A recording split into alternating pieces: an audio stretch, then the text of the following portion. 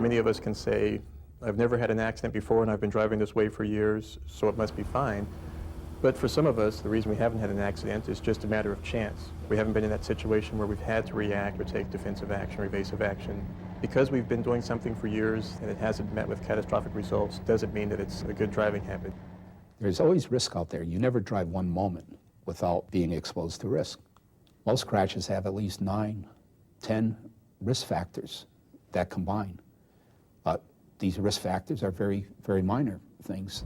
Perhaps a driver driving a few miles an hour too fast, driver having low tire pressure, a driver approaching a curve, left curve in the road, maybe a downgrade, but there's no consequences because the elements did not combine at that time. So a driver going into a curve too fast could get away with it 1 time, 2 times, 10 times, 20 years.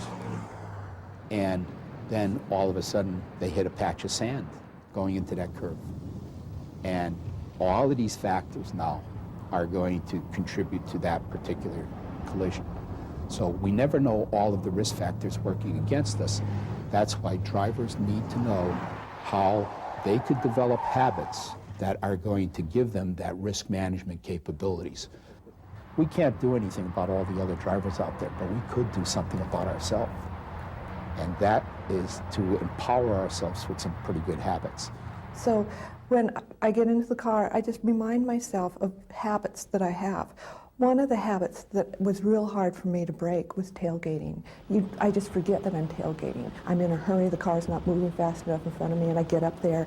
Probably the single best thing you can do is give yourself enough space between you and the car in front of you to assume they're not going to do the right thing and make sure you have some place to go, make sure you have enough room, enough space to stop without hitting the car in front of you, enough space to slow down gradually before you stop so you don't get rear-ended by the car behind you.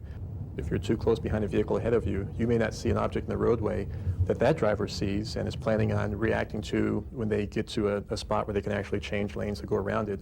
And now you're there and this hazard's directly in front of you, and you haven't seen it, and you don't have enough time to react to it because you couldn't see around that vehicle in front of you.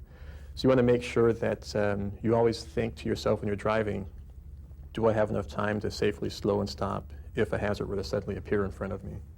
That's like money in the bank. It's a gift you give yourself. If you keep that space, you're so much more relaxed. You're able to isolate yourself from the high stress that other drivers could generate when they stop fast and you have to react to it.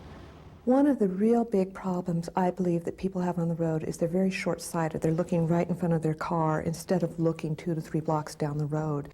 When you're looking right in front of you, you're not seeing the big truck that's pulling out or things that are going on in front of you. People tend to just look straight ahead. That's why we have mirrors. You should be moving your eyes every 15 to 30 seconds. Sidewalk, mirror, front of you, mirror, sidewalk, so you get the big picture. Basically, by looking out to your target area, we're seeing into our future.